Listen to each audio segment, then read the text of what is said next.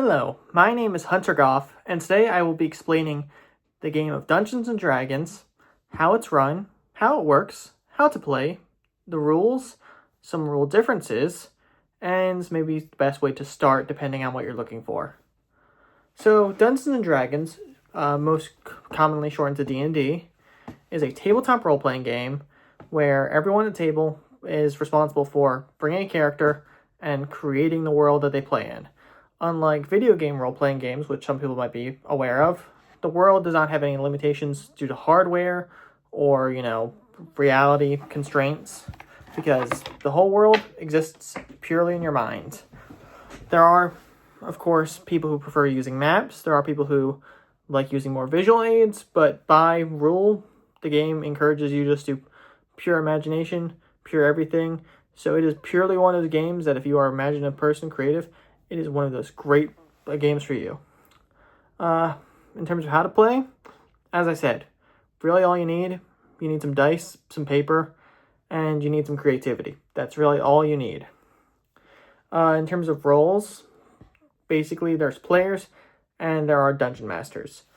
Players are people who bring a character. They will create their own character with a race, class, any equipment that they get, and they are just responsible for playing that character. That character will level up, have arcs, do whatever that group feels like having that character do. The point is, as long as you are a player, you are solely responsible for that character and their actions. The Dungeon Master, or DM, is responsible for literally everything else that happens in the game world. They are responsible for any NPCs that you encounter. If the players want to do something that's not strictly written out in the rules, the Dungeon Master is responsible for figuring out how that will go. The Dungeon Master is also most commonly responsible for planning, since they have the most responsibility, and the game cannot exist without them. And as I mentioned, the game uses dice. Now, when you think of dice, you're probably thinking of a D6 like this. Most common dice most people think of, 6-sided die. This is a Monopoly. You'll use this maybe like once in every 40 rolls, depending on what you're playing. The real dice is the D20, which, as you might be able to guess, is a 20-sided die. It is the dice you're going to use for 90% of your rolls, which makes it pretty important. You roll it whenever you want to figure out if you would succeed or fail on something that has random chance in it. So, what type of things would you be rolling for? Well, that is when we get into the many skills and abilities you have. The main core tenets of your character are going to be your strength, dexterity, charisma, intelligence, wisdom, and constitution. These are the 6 attributes that pretty much define your character as a person. Strength defines how strong you are, how much stuff can you lift, how hard can you throw something, how hard can you punch someone if you get in a disagreement with them.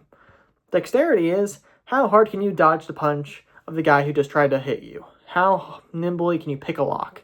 How well can you handle something that requires fine motor, fine finger skills, hand-eye coordination, that type of stuff.